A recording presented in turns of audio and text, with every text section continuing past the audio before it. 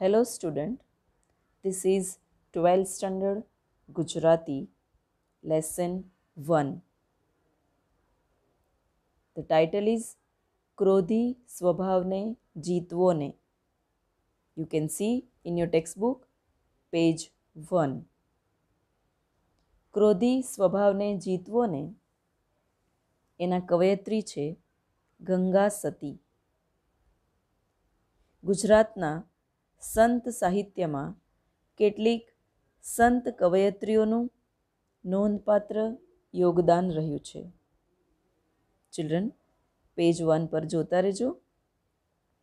એમાંના એક ગંગા સતી, એમનો જન્મ ભાવનગર જિલ્લાના રાજપરામાં થયો હતો. એમના પિતાનું નામ ભાઈજી ભા અને માતાનું નામ રૂપાળીબા હતું. તેમના સાસુ સસરા તેમજ પતિ દ્વારા ભાવભક્તિ ભજનનું વાતાવરણ તેમને પ્રાપ્ત થયું હતું. ગંગા સતીના આધ્યાત્મિક એટલે સ્પિરિચ્યુઅલ જીવનનો પૂર્ણ વિકાસ આવા પવિત્ર વાતાવરણમાં થયો હતો. તેમના શિષ્યા પાનબાઈને સંબોધીને તેમણે જે રચનાઓ પ્રગટ કરી છે તે પણ ભજનો રૂપે પ્રચલિત થઈ છે. તો હમણાં જ વાંચ્યું કવયત્રી ગંગા સતી, એમનો પરિચય. Second paragraph. વીજળીને ચમકારે મોતીડા પરોવો પાનબાઈ, મેરુરે ડગે પણ જેના મન ન ડગે, શીલવંત સાધુને વારે વારે નમીએ. ભક્તિ કરવી તેને રાખ થઈને રહેવું, પીવો રસ તો રસ પી લેજો પાનબાઈ, વગેરે ગંગા સતીના લોકપ્રિય પદો છે. તમે જોઈ શકો છો ગંગા સતી કવયત્રી.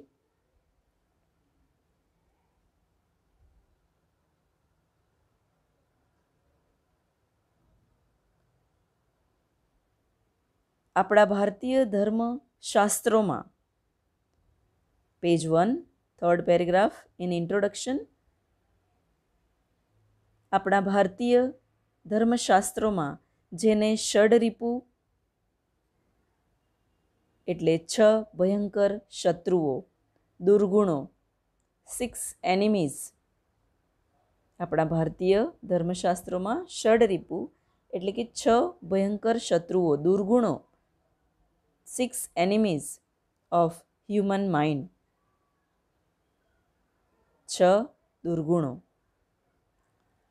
એક છે કામ, ક્રોધ, લોભ, મોહ, મદ અને મત્સર રૂપી 6 ભયંકર શત્રુઓ ગણાવ્યા છે. ફર્સ્ટ વન ઇઝ કામ, લસ્ટ. સેકન્ડ ક્રોધ, એંગર. થર્ડ લોભ, ગ્રીડ. ફોર્થ મોહ, અટેચમેન્ટ. ફિફ્થ મદ, પ્રાઇડ. એન્ડ મત્સર, જેલસી. આ 6 દુર્ગુણો માણસના મનના ગણાવ્યા છે. In this poem, from this 6 enemies, it is taken 1 ક્રોધ, anger, and anger is presented here in this poem. So ફરી પાછા તમે પેજ 1 પર જાઓ. Third paragraph introduction.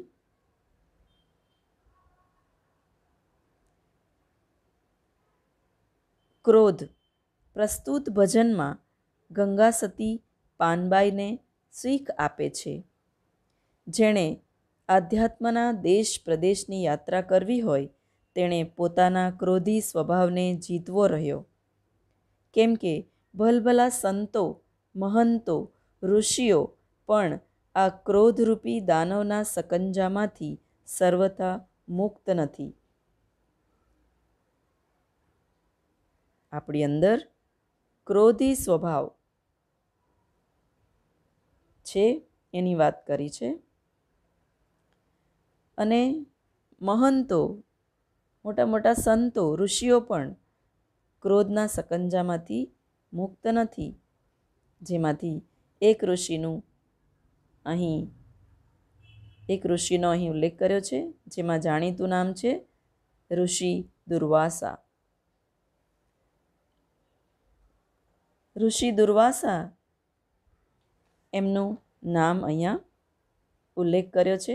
એમના ક્રોધની વાત કરી છે કે ક્રોધના લીધે એક ઋષિ જે દુર્વાસા એમણે ભગવાન શિવને શ્રાપ આપી દીધો હતો.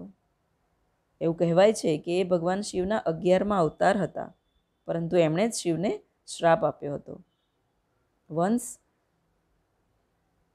Shiv and Parvati were having personal conversation with each other, and Rishi had interrupted them, but they ignored him, so the curse was removed. એટલે ભગવાન શિવ અને પાર્વતી એમનું પર્સનલ કન્વર્સેશન ચાલતું હતું અને એમને રોક્યા, તો શિવ અને પાર્વતીએ એમને ઇગ્નોર કર્યા, તેથી એમણે એમને શ્રાપ આપી દીધો. ભગવાન શિવને ઋષિ દુર્વાસાએ આપેલો શ્રાપ. તો ક્રોધ નહીં કરવો જોઈએ આપણે. તો ઋષિ જેવા ઋષિએ ભગવાનને શ્રાપ આપ્યો, તો આપણે તો પામર જીવ છે, એક તુચ્છ, પામર એટલે તુચ્છ જીવ છીએ. માનવ માત્ર જાત ભાતની કામના, આશા, ઈચ્છા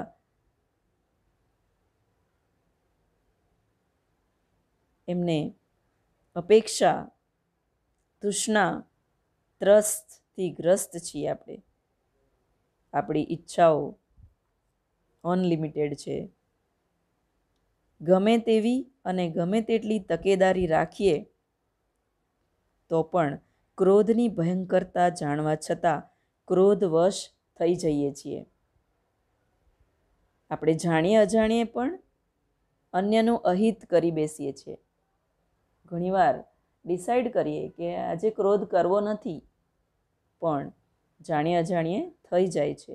ક્રોધ પર કાબૂ રાખવો જોઈએ. બધા આપણે એકબીજાને સલાહ આપીએ, પરંતુ પરિસ્થિતિ અનુસાર આપણે પણ ક્રોધિત થઈ જઈએ છીએ. તો ક્રોધમાં ને ક્રોધમાં બીજાનું અહિત થઈ જાય, કાંઈક બોલાઈ જાય. કહીએ છે ને, બોલવા પહેલાં 100 વાર વિચાર કરો. એકવાર બોલવા પહેલાં 100 વાર વિચાર કરો, પણ આપણે તો 100 વાર બોલીએ, એક જ વાર વિચાર કરીએ. આમ આપણાથી અહિત થઈ જાય બીજાનું. આ પદની અંદર પાનબાઈએ કેવળ અક્રોધનો મહિમા જ નથી સમજાવ્યો, પરંતુ ક્રોધના કારણથી અને વારણની વિવિધ હાથવગી, ક્રોધનું કારણ અને એનું નિવારણનું હાથવગી, હૈયાવગી ચાવીઓ પણ સમર્થ અનુભવી ગંગા સતીએ આપણને અહીં સમજાવવાનો પ્રયત્ન કર્યો છે. માનવજાતને આદર્શનો સંદેશ આપ્યો છે. ફરી પાછા આપણે જઈએ પોએમના પેજ ઉપર, પેજ 1. હું પોએમ વાંચું છું ચિલ્ડ્રન, જોતા રહેજો પેજ 1 પર. કે ક્રોધી સ્વભાવને જીતવો ને, રાખવો નહીં અંતરમાં ક્રોધ રે. સમાનપણે સર્વેમાં વર્તવું ને, ટાળી દેવો મનનો વિરોધ રે. મનુષ્યએ મનમાં ક્રોધ રાખ્યા વિના ક્રોધી સ્વભાવ પર વિજય મેળવવો. મનના વિરોધને ત્યજીને એટલે ત્યાગીને માણસે સર્વની સાથે સમાન ભાવે વર્તવું જોઈએ. ક્રોધનો વિરોધ કરવાનો અને સમાન ભાવે આપણે એકબીજાની સાથે વર્તવું જોઈએ. સમાનતા. ફર્સ્ટ પેરેગ્રાફમાં જોયું આપણે કે ક્રોધી સ્વભાવને જીતવો ને, રાખવો નહીં અંતરમાં ક્રોધ રે, એટલે દિલમાં ક્રોધ નહીં રાખવો, બધાની સાથે એક સરખું વર્તન કરવું, બિહેવિયર કરવું અને ક્રોધને દૂર કરવો. Second stanza. હેજી રામ નિર્મળ એટલે સ્વચ્છ, પવિત્ર થઈને કામને જીતવો ને, રાખવો અંતરમાં વૈરાગ રે. જગતના જીવનને મિથ્યા જાણીને ટાળી દેવો દુર્જનનો રાગ, મિથ્યા નકામો.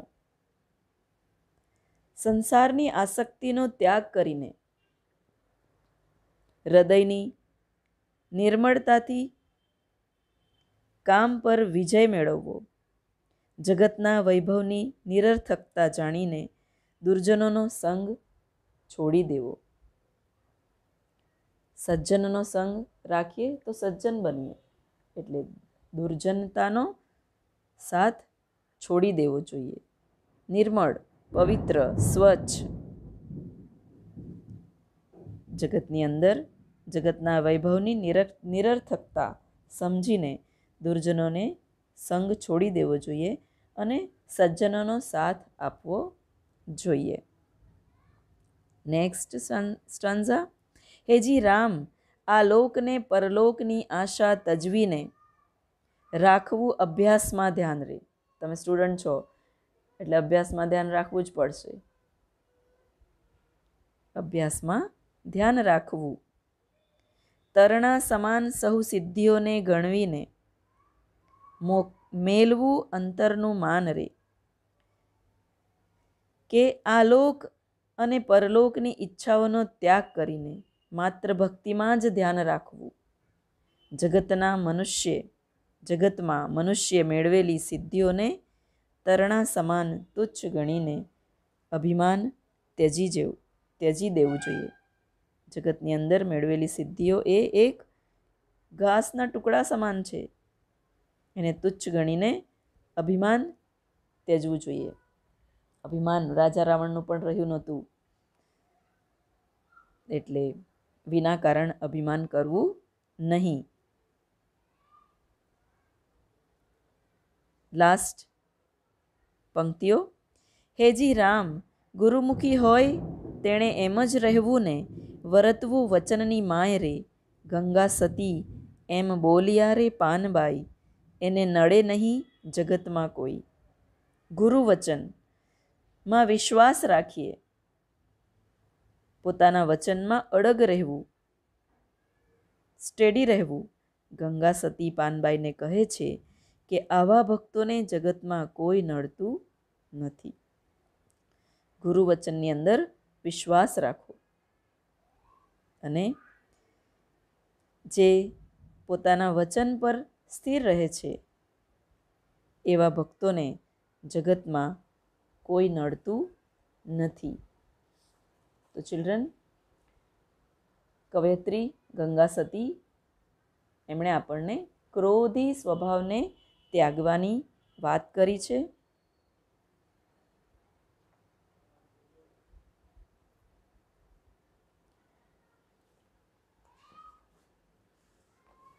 કેટલાક પ્રશ્નો. ગંગા સતી શાને જીતવાનું કહે છે? ગંગા સતી શાને જીતવાનું કહે છે? તો મનુષ્યના દુશ્મન એવા ક્રોધને જીતવાનું કહે છે. મનની દ્વિધા ટાળવા કવયત્રી કેવો વ્યવહાર સૂચવે છે? Second question. મનની દ્વિધા ટાળવા કવયત્રી સર્વ સાથે સમાન ભાવે રહેવાનો વ્યવહાર સૂચવે છે. અને ગંગા સતીની શિષ્ય કોણ હતા? પાનબાઈ એ ગંગા સતીના શિષ્ય હતા. ગંગા સતીના શિષ્ય પાનબાઈ હતા. ગંગા સતી અંતરમાં શું ધારણ કરવાનું જણાવે છે? શા માટે? ગંગા સતી ક્રોધ પર વિજય મેળવવાનું કહે છે અને મૌન ધારણ કરવાનું. કહેવાય છે ને, જ્યાં બોલવાનું યોગ્ય ન લાગે ત્યાં બોલવું ન જોઈએ વિના કારણ.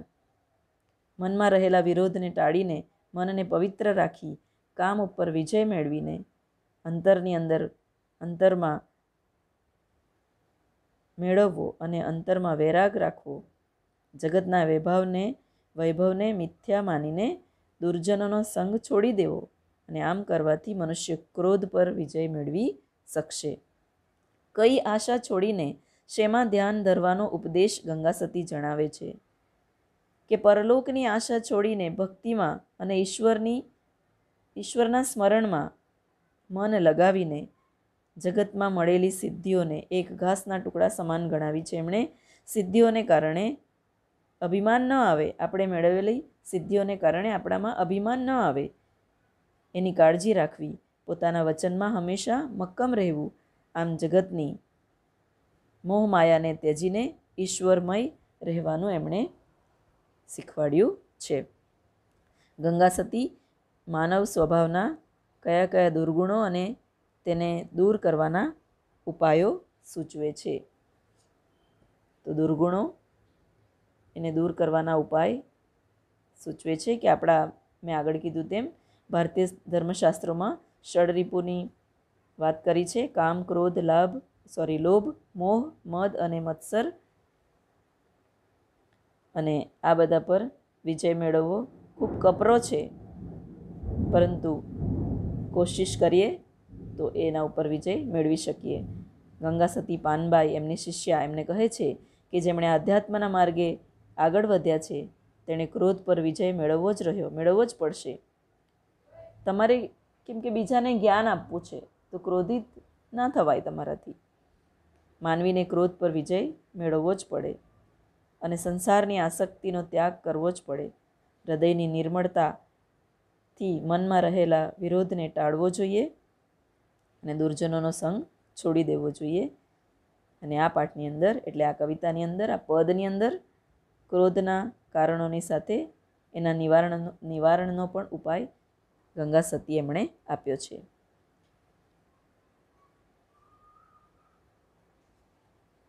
ક્રોધી સ્વભાવ જીતવા ગંગા સતીનો કયો ઉપદેશ આપે છે? ક્રોધી સ્વભાવને જીતવા માટે ગંગા સતી માનવ જીવનના આધારરૂપ અણમોલ પાસાઓનો અભ્યાસ કરીને જગતને ઉપદેશ આપવાના હેતુથી આ કાવ્યની એમણે રચના કરી છે.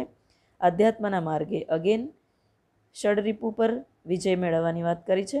ઇન ધીસ આન્સર ઓલ્સો મનના વિરોધને દૂર કરવો, બધા સાથે સમાનપણે રહેવું, સંસારની આસક્તિનો ત્યાગ કરવો, હૃદયની નિર્મળતા એટલે સ્વચ્છ હૃદય, પવિત્ર મન, કામ પર વિજય મેળવવો, જગતના વૈભવને મિથ્યા ગણાવ્યો છે, દુર્જનનો સંગ છોડી દેવો જોઈએ અને મનુષ્યએ પોતાની વિકટ પરિસ્થિતિમાં પણ ક્રોધ પર વિજય મેળવવો જોઈએ અને મોહમાયા ત્યજવી જોઈએ. જગતમાં મેળવેલી આપણી સિદ્ધિઓ છે એ એક તુચ્છ છે અને એ સિદ્ધિઓ પર અભિમાન કોઈ દિવસ કરવું જોઈએ નહીં. મનની ઈચ્છાઓ, જગતની મોહમાયા બધું ત્યજીને ઈશ્વરમય જીવન વિતાવવું. ગંગા સતી પાનબાઈને અક્રોધની મહિમા સાથે ક્રોધના નિવારણનો પણ ઉપાય બતાવે છે. ગંગા સતી અને પાનબાઈના જીવન વિશે આ છે ગંગા સતી અને પાનબાઈ. તો કહેવાય છે કે ગંગા સતી એ એમના શિષ્યા પાનબાઈ એ એમના પુત્રવધુ હતા એવું કહેવાય છે અને એમને શિક્ષણ આપવા માટે એમણે ઘણા બધા ભજનોની રચના કરી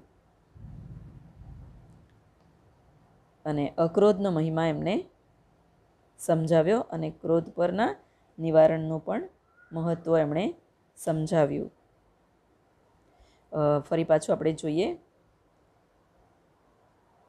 કે ગુજરાતના સંત સાહિત્યમાં કવયત્રીનું યોગદાન રહ્યું છે. ગંગા સતી એમનો જન્મ, એમના પિતાનું નામ, માતાનું નામ એ બધું આપણે જોયું. આ છે ગંગા સતી, એમના શિષ્યા પાનબાઈ. અને શિષ્યા પાનબાઈ એમના પુત્રવધુ મનાય છે. તેમણે પાનબાઈને શિક્ષણ આપવા માટે પદોની રચના કરી. લગભગ એમણે 52 પદોની રચના કરી એવી એક સમજૂતી છે આપણી પાસે.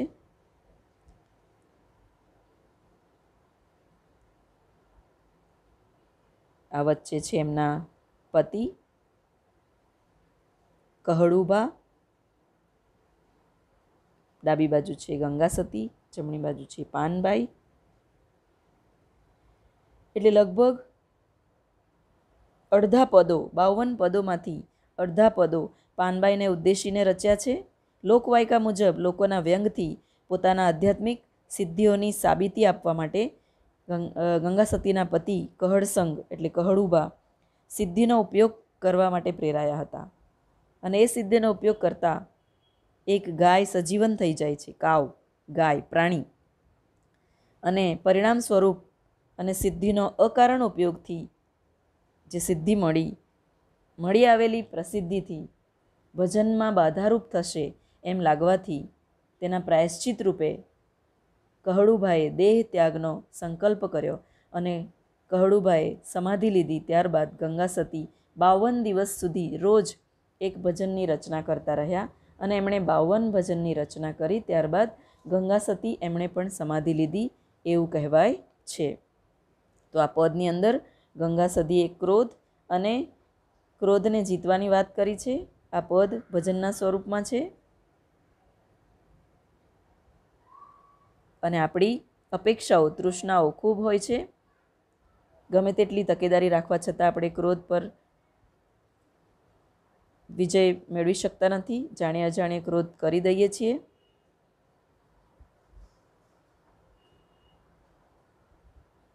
અહીં થોડી સમજૂતી આપી છે, તમે અહીંથી વાંચી શકો છો.